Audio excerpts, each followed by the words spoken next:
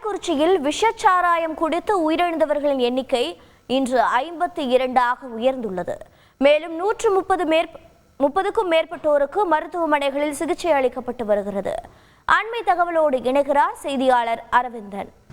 கள்ளக்குறிச்சி கருணாபுரம் பகுதியில் விற்பனை செய்யப்பட்ட விஷச்சாராயத்தை குடித்து உடல்நலம் பாதிக்கப்பட்டவர்கள் கள்ளக்குறிச்சி அரசு மருத்துவமனை, புதுச்சேரி ஜிப்மர் மற்றும் சேலம் அரசு மருத்துவமனையில் அனுமதிக்கப்பட்டுள்ளனர். 80க்கும் மேற்பட்டோர் சிகிச்சையில் உள்ள நிலையில் அதில் சிலர் கவலைக்கிடமாக இருந்ததால் இன்றும் பலி எண்ணிக்கை தொடர்ந்து அதிகரித்தது அதிர்ச்சியை ஏற்படுத்தியுள்ளது. சிகிச்சை பெற்று வருபவர்களை மருத்துவ பணியாளர்கள் தொடர்ந்து கண்காணித்து வருவதாக கூறியுள்ள மாவட்ட ஆட்சியர் பிரசாந்த், பார்வை குறைபாட்டுடன் வந்தவர்களில் 99% பேர் குணமடைந்து விட்டதாக தெரிவித்துள்ளார். கருணாபுரத்தில் சட்டவிரோதமாக விற்பனை செய்யப்பட்ட கள்ளச்சாராயம் குடிப்பதை வாடிக்கையாக கொண்ட சிலர் வெவ்வேறு காரணங்களால் அன்றைய தினம் மட்டும் குடிக்காததால் அதிர்ஷ்டவசமாக உயிர் பிழைத்திருப்பதாக கூறுகின்றனர். எப்பவுமே நானும் சாப்பிட்றவங்க தான்.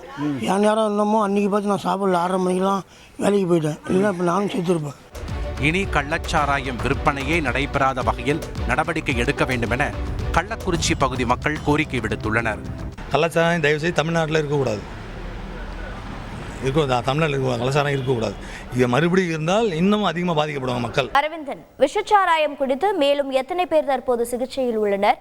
அவர்களின் உடல்நிலை எவ்வாறு உள்ளது? கூடுதல் விவரங்கள் என்ன?